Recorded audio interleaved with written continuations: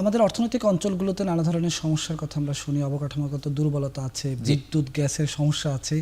এই সমস্যাগুলো আপনি কতটা চিহ্নিত করতে পেরেছেন? সমাধান সম্ভব আসলে কত সময়ের মধ্যে, কতটুকু সম্ভব? সমস্যাগুলোর জেনেসিসটা কোথায়, আমরা এখান থেকে শুরু করি। সমস্যাগুলোর জেনেসিস কিন্তু আমাদের নিজেদের মধ্যেই, সরকারের নিজেদের মধ্যে, ইনফ্যাক্ট আমি বলবো বেজার নিজের মধ্যে। অর্থনৈতিক অঞ্চল নিয়ে যেহেতু কথা হচ্ছে, যখন আমরা অর্থনৈতিক অঞ্চলগুলো ঘোষণা করেছি, ঘোষণা করার সময় আমি কিন্তু জ্বালানি মন্ত্রণালয়ে গিয়ে বলিনি যে দেখেন আমার মিরেশ্বরাইতে 2014 সালের মধ্যে এত পরিমাণ গ্যাস লাগবে, এত পরিমাণ পানি লাগবে, এত পরিমাণ বিদ্যুৎ লাগবে। আপনি যদি শুধুমাত্র আপনি যদি কনফার্ম করেন যে আপনি এগুলো আমাকে দিতে পারবেন, তাহলেই আমি এটাকে অর্থনৈতিক অঞ্চল হিসেবে ঘোষণা করব। তাহলে আমি এটা করতে চাই না, কারণ আমি ইনভেস্টারকে একটা ফলস প্রমিসের মধ্যে পাঠিয়ে দিব। সেই প্রসেসটার ভিতর দিয়ে আমরা যাইনি। সো আমরা অর্থনৈতিক অঞ্চল ঘোষণা করে দিয়েছি।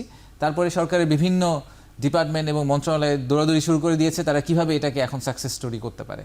তো সেই জায়গাটা একটা গলদ ছিল, তো সেটাকে তো আর রিভার্স করা এখন সম্ভব না। তো যেটা করা সম্ভব সেটা হচ্ছে কি আমরা আমাদের প্রজেক্টটাকে একটু অপটিমাইজ করার চেষ্টা করেছি।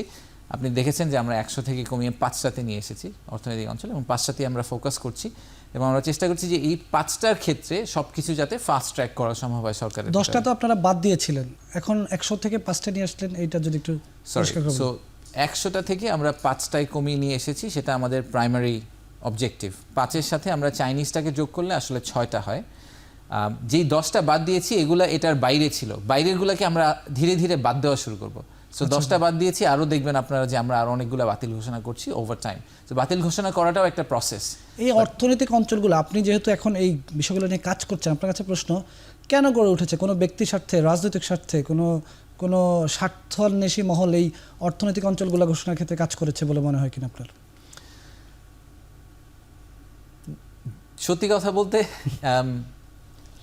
আমি এই পদে আসার পরে পিছে কি হয়েছে সেটা নিয়ে শার্লক হোমসের মতো খুব বেশিক্ষণ মাইক্রোস্কোপ নিয়ে ঘাটাঘাটি করিনি, কারণ সেটা কোনো কিছু আমার পক্ষে বদলানো সম্ভব না। আমাদের সময়টা যেহেতু খুবই লিমিটেড, অল্প কিছু দিনের জন্য আমরা অন্তর্বর্তীকালীন সরকারে আছি।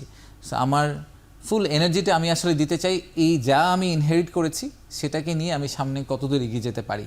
সো পিছে কি হয়েছে সেটা নিয়ে আমি খুব বেশি ঘাটাঘাটিও করিনি, ঘাটাঘাটি করতে চাই না এই কারণে যে যাই হয়ে গেছে সেটাকে আসলে আমি রিভার্স করতে পারবো না ঘাটাঘাটি করে। সো আমার এনার্জিটা নষ্ট হবে, আমি একটা আমার সময় ক্ষেপণ হবে, যেটা আমি আসলে হয়তো ভবিষ্যৎটাকে ভালো করার জন্য বেটার ইউজ করতে পারতাম।